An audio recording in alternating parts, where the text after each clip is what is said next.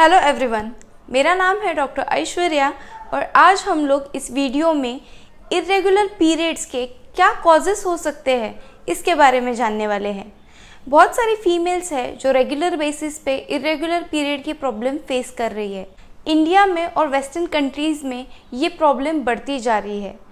Irregular period को ज़्यादा time तक इग्नोर करने से आगे जाके PCOD, PCOS जैसी प्रॉब्लम्स हो सकती है।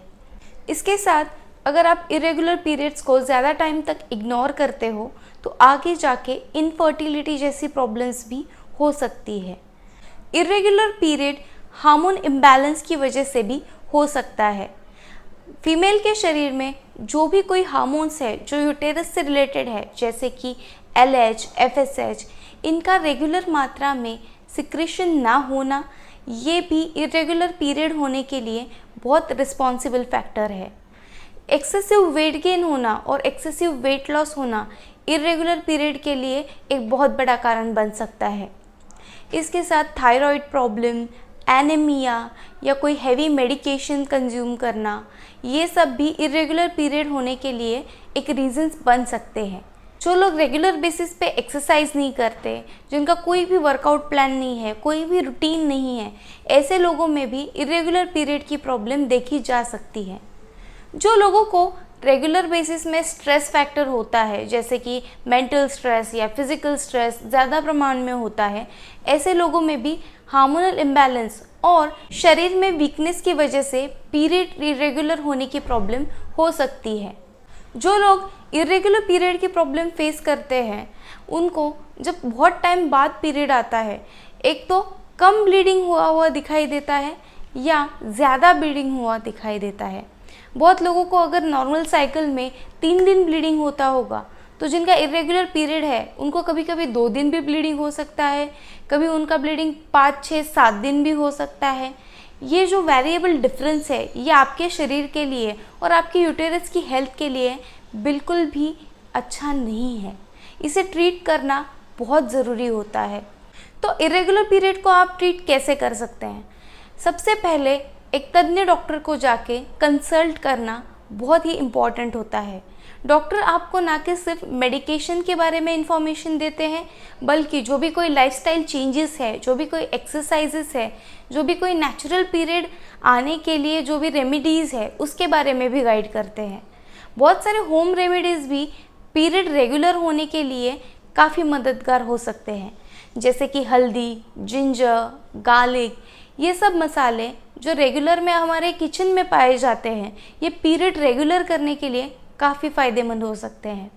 सिनेमन और हल्दी, ये 2 इंग्रेडिएंट हमारे किचन में से आपके पीरियड रेगुलर करने के लिए और हार्मोनल इम्बैलेंस कम करने के लिए काफ़ी हेल्पफुल हो सकते हैं। रेगुलर डे में एक्सरसाइज करना और अपने हार्मोन्स को नेचुरली कंट्रोल करना, ये सबसे अच्छा उपाय माना जाएगा। अगर आप रेगुलरली एक्सरसाइज कर रहे हो, स्पेसिफिक उस बॉडी पार्ट के लिए जो एक्सरसाइज अच्छी है, जैसे कि जिन लोग को PCOD, PCOS की प्रॉब्लम है, उनके लिए स्पेसिफिक अलग टाइप की एक्सरसाइजेस होती है जो कि उनके यूटेरस की हेल्थ मेंटेन करने के लिए काफ़ी हेल्पफुल हो सकती है। ऐसी एक्सरसाइज करना, उसको रेगुलर रूटीन फॉलो करना, रेगुलर 3 लीटर पानी पीना, शरीर में हीट ट्रैप ना हो इसके लिए ज़्यादा से ज़्यादा ट्राई करना, ये सारी चीज़ें आप रेगुलर रूटीन में अगर फॉलो करोगे तो नेचुरल वे में आपका पीरियड रेगुलर होने में मदद हो सकती है। अगर आपका डाइट बैलेंस नहीं है तो उसे बैलेंस करना बहुत ज़रूरी होता है, ये आपको जानना चाहिए। जो लोग के खाने में कार्बोहाइड्रेट इंटेक या शुगर इंटेक ज़्यादा होता है, ऐसे लोगों में आगे जाके डायबिटीज़ और PCOD, PCOS की प्रॉब्लम देखी जाती है। तो PCOD, PCOS की जो भी कोई प्रॉब्लम है, ये स्टार्ट इरेगुलर मेंसेस से होती है। तो बेसिकली आगे जाके ये प्रॉब्लम ना हो, इसके लिए आपके डाइट में फाइबर का इंटेक रखना, प्रोटीन का इंटेक रखना, कार्बोहाइड्रेट इंटेक कम रखना, एज़ कम्पेयर टू प्रोटीन और फाइबर कम रखना, ये बहुत ज़रूरी होता है। प्रोटीन में एक specific type of amino acids होते हैं जो कि आपके हार्मोन रेगुलर करने के लिए, इसके साथ आपका यूटेरस का और बॉडी का हेल्थ अच्छा रखने के लिए काफ़ी फ़ायदेमंद होते हैं। तो रेगुलर डाइट में तीखा, खारा, खट्टा भी अवॉइड करना, ऑयली फूड खाने पीने में ज़्यादा से ज़्यादा अवॉइड करना, खाना जितना अल्कलाइन रहे, जितना सॉल्ट, जितना तीखापन, जितना खट्टापन आपके खाने पीने में कम रहे, उतना आपकी बॉडी अल्कलाइन साइड रहती है और ऐसे लोगों को आगे जाके ज़्यादा बीमारियां नहीं होती। Ayurvedic herbal medicines irregular period पे काफ़ी हेल्पफुल हो सकते हैं। उसका प्रॉपर कोर्स आप करेंगे तो आगे जाके हार्मोनल इम्बैलेंस की प्रॉब्लम, पीसीओडी, पीसीओएस जैसी प्रॉब्लम आपको नहीं होंगी। अगर इन सब बीमारियों से आप ग्रस्त हैं तो इसको सॉल्व करने के लिए भी आयुर्वेदिक मेडिसिन्स आपको काफ़ी फ़ायदेमंद रहेगी। आयुर्वेदिक मेडिसिन के साथ पंचकर्म थेरेपी शरीर की शुद्धि करने के लिए, बढ़े हुए दोषों को कम करने के लिए बहुत ही फ़ायदेमंद होती है।